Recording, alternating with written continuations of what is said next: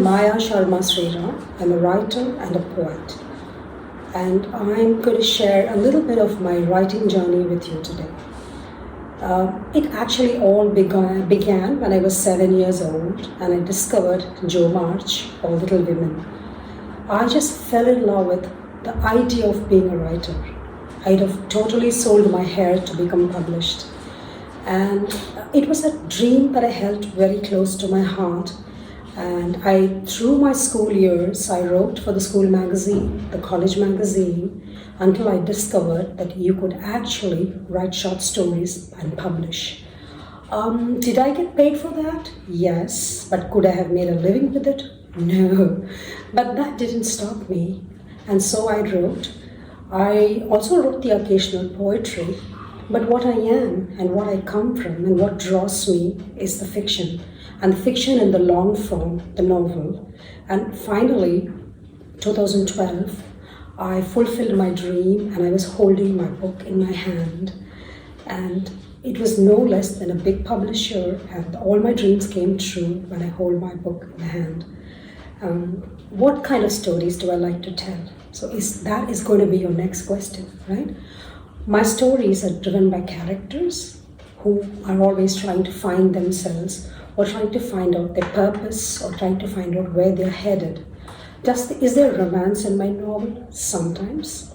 Is there murder? No, though I would like to write a murder mystery, and that's on my bucket list. So what kind of stories do I write then?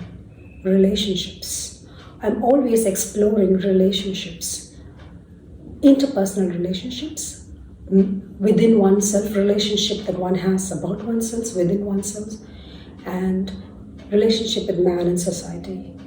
It intrigues me. The politics of gender intrigues me. The politics of class intrigues me. Having said this, my first book, if you look at it, doesn't explore all of this. No, though it did explore identity, and therefore it was interrogating oneself and seeing where one goes with one's dream.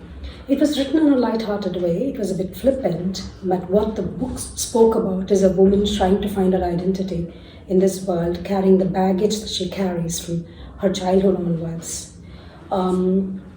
So that is what that book explored. And then I moved on. I wrote other books. I wrote books about, again, families, and then history. So the journey goes on. But what really draws me is society and comedy of manners, and that is something that I would like to explore in one of my books one of these days. So when I say comedy of manners, we all know we're talking about Jane Austen. And I cannot talk about my writing without talking about Jane Austen, because her wit, her humor, and her clear-eyed way of looking at society is something that always intrigued me, and I'd love to tell those stories. So that is something that I would like to explore in my writing, and I hope to, sooner or later. My short stories tend to be a little more intense, and they tend to be more psychological and more personal, and my novels tend to be more light-hearted and explore interpersonal dynamics. My poetry, which I also do, and I have been published, is very whimsical, and it comes on its own, and it goes when I have no control over it. My current novel is actually historical fiction, and my first for me, and it's a huge challenge, and I hope it sees the light of day next year, 2026. So fingers crossed on that. This podcast is about wearing saris. So this will not be complete until I tell you my own relationship with the sari, as you can see from the sari I'm wearing. I came to sari wearing very late. But do I wear saris? Always when I'm a writer, I'm always in a sari. Why am I in a sari when I'm a writer? I think that we express ourselves not just with words or not just with paints, but also with the clothes we wear, right? Which is why fashion and style is so intrinsic to our life. We're very careful about what we wear and how we wear it. And for me, the sari is a statement. Why do I like the sari so much? Because I think the sari tells you a story. Every sari tells a story. It tells you the story of history, of where it came from and where it goes, When you're wearing a Maheshwari, you can't but think of Ahilya Bai Holkar who started it. When you're wearing a Kanchipuram silk, you think of the ancient Chola kingdom where silks came from some other part of the world and then they wove saris there. When you wear a muslin, you know the story of the muslin that fit in the matchbox. And the sari I'm wearing today is perhaps reflective of what I am. The base sari is actually a South cotton sari with a typical South cotton border that you can see here. Right? Can you see it here? Yeah. But what it has is an ajrak, which is from Gujarat. So this is like a composite sari from all parts of India, and sometimes that's what I feel I am. I'm from everywhere and I'm from nowhere. And like many writers, I have no home and the world is my home.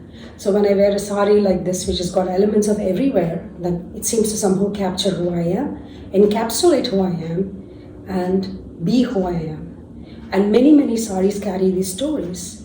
And then there is the personal element in a sari, right? Because your sari, the sari that you wear, will bring the rustle of your mother's silk, the fragrance of your grandmother's soap, and the perfume of your aunt's sari that you all played with and huddled under and hid inside when you were a young kid. And then you wear the sari today and somehow all your past, all your foremothers are with you when you wear that fabric, when you wear that yardage, when you wear that material, when you wear that attire. So for me, all of this is the sari. So when I wear the sari, I am me, I'm everything, I'm my past, I'm also my foremothers, and I'm also the future because my sari is a mix like the one that I'm wearing now. So it's so many things. So it tells all of that who I am. It's a way I present myself to the world. And that is why I wear the sari.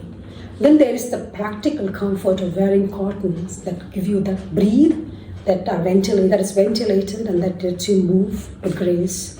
And you cannot take that away in a hot place like India. So there are so many reasons why I would wear a sari. And I wanted to, when we were talking about this video, there was this talk about heirloom pieces. And I want to share an heirloom story. I have with me my mother's wedding sari. In my community, we wear 9 yards. So my mother's sari is a whole 9 yards of rich red silk. Again, a traditional color, fully shot with gold threads. Again, a traditional thing that we in my community, and it is called a vaira usi in my language, literally translating into diamond needles. So the whole sari shimmers like as though it is shot with diamond needles. And when things were passed on, it came to me. And now I have it with me in my wardrobe. And in a way, the whole thing came a full circle when I bought a vaira usi for my daughter-in-law when my son got married. So again, that's another story for you. So saris, stories, fiction, people, community, interrelationships, that's who I am. That's what my writing reflects. I hope you enjoyed this, listening to me. Thank you.